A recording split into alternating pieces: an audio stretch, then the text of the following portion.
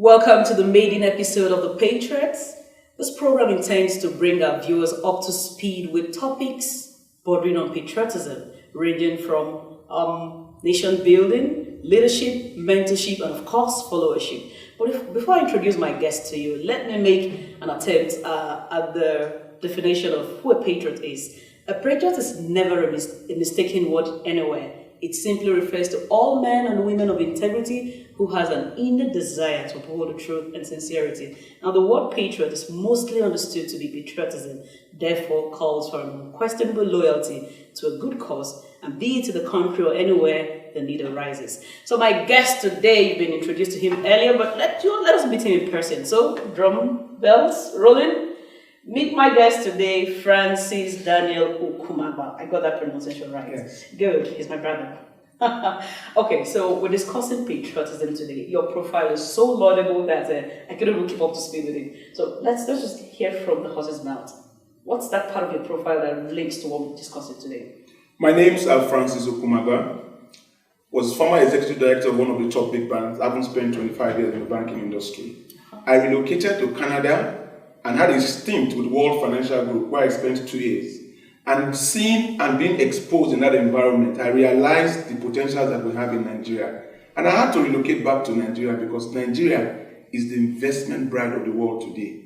And I want to be part of the success story. All right, if you haven't seen anything yet, we had a talk before the camera started rolling. He will put you on your toes in case you're doubtful of who you are as a Nigerian. But I promise you a very interesting time as he's about to tell us his own view, in your own estimation, or from where you're coming from to where you're at today. Who is a patriot? A patriot is somebody that has emotional attachment to what he likes and what he's seeing. So somebody who sees the potentials of having a home. If you have a home where you have a family, you protect that home, you protect the environment, and the people in that environment become emotionally attached to you, and anything that happens around them, you want to be there for them. The word emotion, I am a bit not comfortable with it. Emotion is fleeting. Now, I could be happy about a thing today, the next day I'm not so happy about it. So what if the emotion changes? I just develop love for being a South African. What happens? The emotion doesn't change. Sentimentally, you can deviate from your focus emotionally, okay, but you always come back to that focus. Okay. Because what ties you to that focus is not something that is external. For instance, you have parents. You cannot disown your parents. You still come back to them, whatever the situation is, because the relationship that you have with them, it is not bought by you. Very they are true. not friends. Very true. They are not friends. And for example, what created the relationship is not tied to you. What created the relationship as a Nigerian is not tied to you because we're born in Nigeria. So I should just love my country because I'm Nigerian? Yes, to start with, you are origin, you are a Nigerian origin, and because of that, you have some sentimental attachment because you have that affinity to that environment because you are from that environment. If you want to test it, look at the religious sentiment that people have to the different religions that we have. The Christians and the Muslims. Look at the attachment. Look at how they hold on to what they have. It's the same thing. It's just that in our country, a lot of our initial leaders, political leaders. Let's even go historical. Let's do this. Nigeria. We said that the problem is not the government.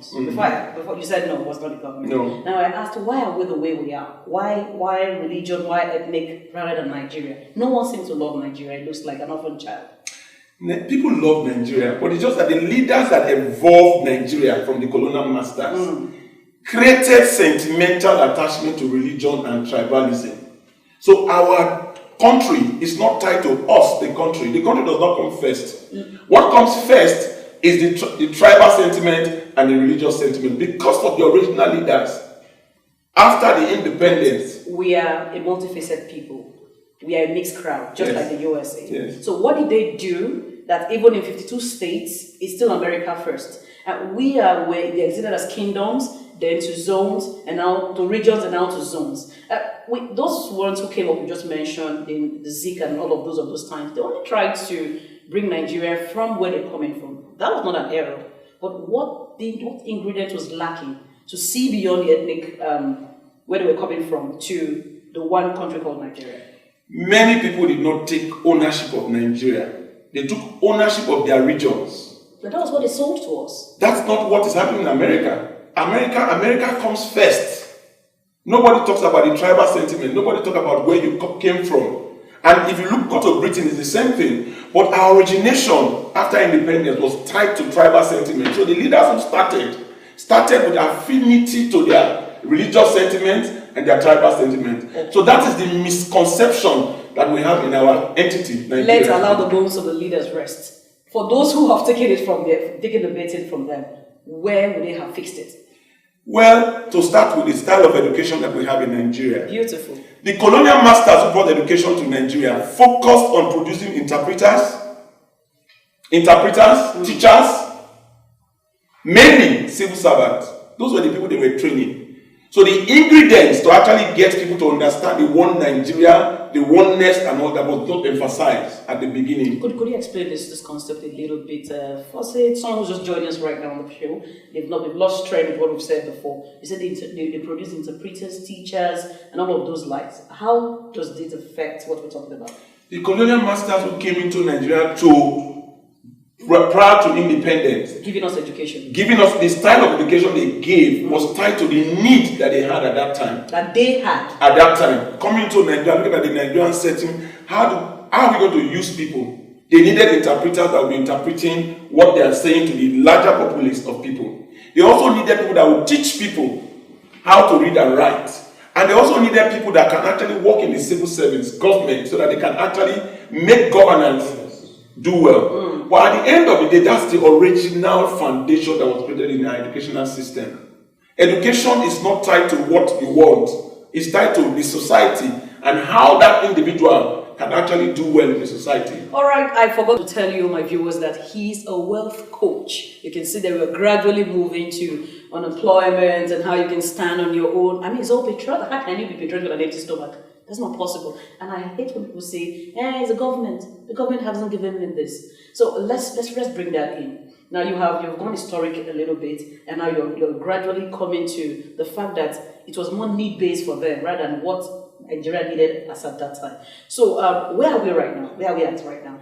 Nigeria is the investment bride of the world. You said that before. You don't need one naira to start any business. So when people talk about government, everything you need to succeed in Nigeria is in Nigeria.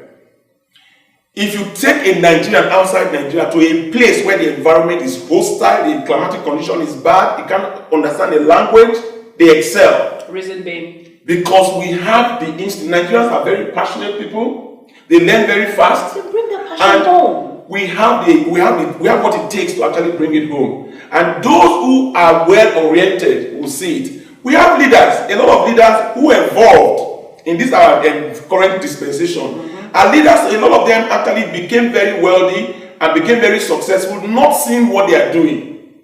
And you must create role models that people must copy. True. So we evolve leaders who don't do anything, and people started emulating people who don't do anything. So everybody wants to make money with doing little or nothing. That is the originality of our problem. It's not government. Because what we need is an environment. What is an environment? Do you know the number of people that are actually jobless today? There are a lot of people who are illiterate today who claim that because they don't have education, they cannot succeed. Okay, let me take you back. They are sitting there doing nothing. Let me take you back on your last statement. You said we have everything we need. Correct. I beg to take a step back. Now, everything we need, including what and what? You name them. We have mineral resources. Well, everything that we have about mineral resources. Human capital, all of that. Our climatic condition is fantastic. Yes. We don't have soil conditions, beautiful. I don't know what other countries are going nuclear. They're going places where we can't even imagine. But Nigerians are the one actually championing those things there. Now, why are Nigerians leaving Nigeria? Why is there a brain drain where the guys who can actually do this stuff? You just mentioned you went to Canada. Yes. Now, what did you do differently? Why did you come? The government has not changed. Just names have changed. Situations have not changed. When I was leaving Nigeria, I thought I was going to an environment that has everything. The environment is good. We have the tax system is very good, and anything you need, you will get. There will be lights, there will be everything. But the truth about it is, if you go into a foreign environment, you cannot be that individual in that country. You become second fiddle in that country. And I saw myself as a graduate who has been executive director of a bank, looking at working in an organization where people that are not up to and have the type of experience and exposure that I have, taking rightful position and making me second fiddle in the organization. I couldn't take it. And I also looked at our environment. Many of them actually don't have ambition. You see somebody that is working to own a house, just one house, and at the end of the day retire into old people's home. So their dreams and all that does not tie into what we actually have. They don't take up the family system like we take up the family system in Nigeria environment and all that. But if you look at the circumstances that I find myself there, I realize that home cannot be. In fact, home is the best. Anybody that is living outside Nigeria should check himself and find out what he's doing, whether he's enjoying it, and whether he's actually taking care of his immediate resources. In Nigeria, if you do anything that you are doing outside Nigeria, you will make 20 times what you are making in that environment. Okay, let's step the ball down. Practically, what did you do different? You see, in Nigeria, you can be your own local government. But because of the desire and our circumstances, we're able to dream big and actually have the challenge to actually achieve those objectives. Because whatever you desire in life, you get it. In that environment, you are confined with your aspirations. And if you go abroad, you see some people learning how to just be teachers, do one small vocational program that they can actually use to succeed in life. In Nigeria, everything you need, you can get within your environment and succeed. I came back to Nigeria after my stint in Canada, and today what I'm doing is teaching people how to start business without one naira in their pocket, how to do whatever business they're into. Do you know in Nigeria you can start a school without one naira in your pocket? Do you know with a capital of 10,000 you can make over ₦1 million selling sugarcane without touching the sugarcane? Our environment is very rich. You can build an estate without one naira in your pocket. All so right. Where is government in this whole thing? Aha, that's the question. Let's pause. Now, let's talk government. Let's talk leadership. Now, if I quiz you a little bit further, you were going to tell me that the climatic conditions, not in terms of climate, I mean the ease of doing business. We talked about that earlier. I'm sure you ran into one of those two turmoils when you came in. Now, how does that affect? You're not sounding like a preacher right now. Mm-hmm. Because we've heard this. You're not saying anything people have not heard. Now, the ease of doing business, how favorable is it? I can pick monies in the street. How can I do that? With every step I take, someone's at my toe. What we need is proper reorientation of our people. From whose part? The basic educational system. We need to change the educational system to tweak the educational system in such a way that we can have more vocational schools than university. Because we are showing out graduates that cannot express themselves as graduates, cannot translate what they've learned into applying what will make them start making money. We have a situation where people talk about government every day, government. In your house, as an individual, if your father is a non-entity, does it make it impossible for you to succeed? Of course not. No. So if you have a system, and if you are in that house, and the house is not doing very well, and you have the exposure to make it better, will you not do something to make it better because you have a father that is an illiterate? If you have a father that is an illiterate, does it mean that you cannot be a graduate and express yourself as a graduate? My father holds my destiny to an extent. Your father does not hold your destiny. Fathers hold destinies, non-entities. Fathers who did not go to school and all that will not have anything to show. All right, we'll go on a short break. When we're back, we'll dissect this issue even further, talking about mentorship, nation building, with of course our very robust guests. Please keep watching. Television Nigerian is here to avail you with that information you need for all-round development through its mind-blowing programs such as news, talk shows, health and safety, governance and politics, sport, entertainment, kiddies, documentaries, finance, global happenings, human disposition from childhood to adulthood. It's a manifestation of what you see, what you hear and say. Tune in and stay tuned to TVN, Television Nigeria, broadcast beyond boundaries. It's always a pleasure to welcome you back, to have you back. Before we took a break, it was sizzling hot in here. I could even feel the heat myself. It's been long I talked to someone who's this passionate about a country called Nigeria, our country called Nigeria. But today we're not doing theory. It's all practical. His life story is enough to make you change your mind in case you're double guessing if you really love Nigeria or not. But let the conversation go. Your last thought was if your dad was a ne'er-do-well, does that make you a ne'er-do-well? So you were driving somewhere. So let's finish that thought. The point I'm trying to make is that Nigeria is the investment bride of the world. You don't need one naira to start a business. And for those who keep talking about government, a people is the government they produce. And if we have produced a government, then we must support the government to succeed. Everybody has a role to play in that governance. Because if you have a ruler and the people don't want him to govern them, the ruler cannot succeed. So don't make excuses, because a lot of people use excuses to actually block the things that they can actually use to succeed. People make excuses of, I don't have money, I don't have capital to start business, I don't have enough education, oh, the government is bad and all that. That is the simplest way to fall out of the way and actually fail in life. I relate patriotism to your personal home. The fact that your father is an illiterate and does not know what to do does not mean that you should be a failure. So Nigeria can have a government that is not right, it's a temporary thing, it can come up to be a better government tomorrow. So for the individuals, everybody should go back to the fact that you are a Nigerian, you became a Nigerian because you were made Nigerian by God, not by a man. You can choose a country, you can choose a religion, you can choose your tribal sentiment and all that, but if you put Nigeria first, you will think first on how you can actually solve the problems that we're talking about. Okay, that reminds me of the US president's speech at where he went to do that. US first. So yes. The slogan now is not Nigerian first. I saw Ghana first the other time. All right, so we're about to wrap up, but before we do that, let's talk mentorship.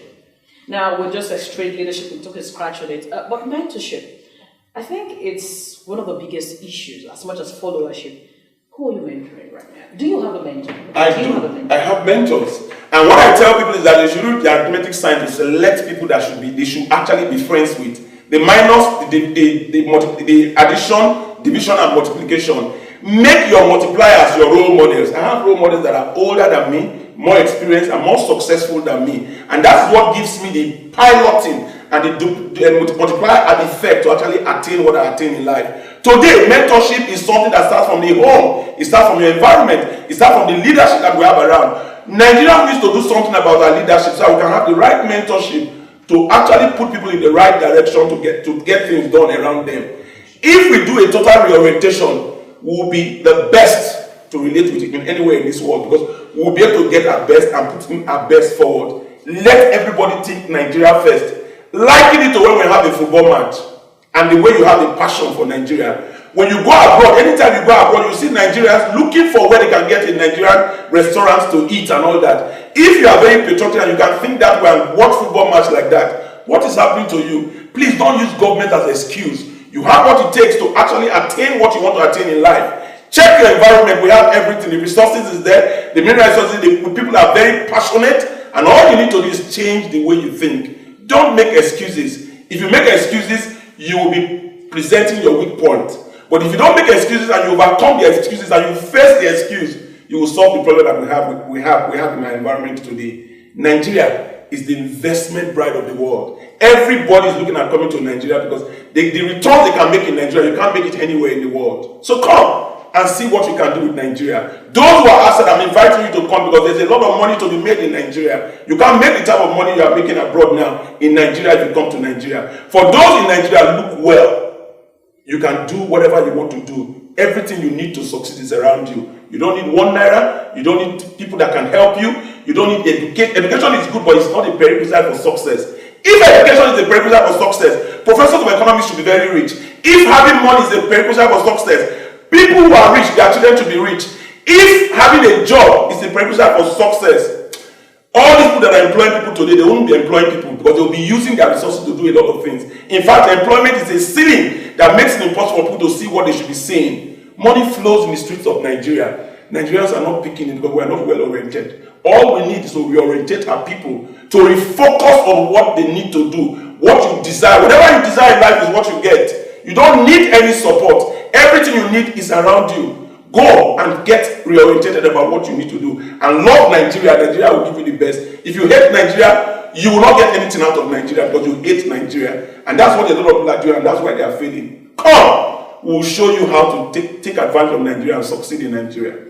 All right, if you think you were just listening to a preacher, I will tell you categorically he isn't a preacher. Well, if you call him a preacher of some sort, I agree with you. A preacher of patriotism, a preacher of love for Nigeria, and especially love for oneself. Your views are as good as mine. Nigeria, like any other advanced country, need many patriots in order to advance the cause of nation building and accomplish the vision of the country. I've been speaking with my guest, Francis Daniel Okumagba. Let's do this some other time. Thank you for having me. I like the fire, I like the passion. This time you. we'll be talking something else, but as it relates to patriotism, it's been the Patriot for this week. Make sure you join us, same station, same time. My name is Eva Onomohuchinino. Thanks for watching.